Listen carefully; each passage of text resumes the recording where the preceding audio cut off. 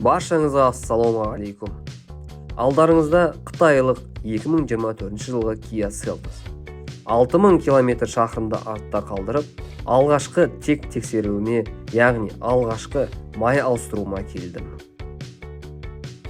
Интернетте алғашқы тех тексеріс туралы ақпарат таппадым. Бірақ әртүрлі мамандардан сұрап, алғашқы май ауыстыруын 6000 шақырымда жасауға тоқталдым.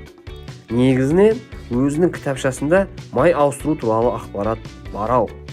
Бірақ қытайша жазылған кітапшаны оқуға еріндім. 0.20 майын таңдап, қарапайым СТО-ға келе салдым. Бұл жерде білетін кішкентай мәселесі бар. Ол қағаз фильтрдің ішіндегі бір пластмасс деталін ұқыпты салу керек екен. Қалғаны қарапайым, стандартты май ауыстыру процесі.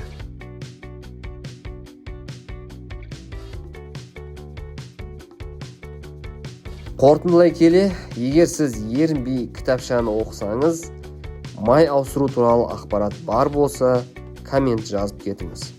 Және сіз қандай май ауыстырдыңыз және қашан ауыстырдыңыз, ол туралы да бөлісіп кетіңіз.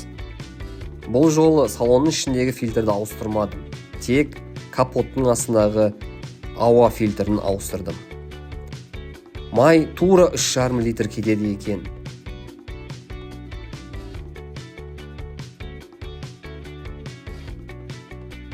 Лайк басып, комментарий жазып, арнама жазылуды ұмыт кетпеңіз. Пайдалы видеолар көп болады.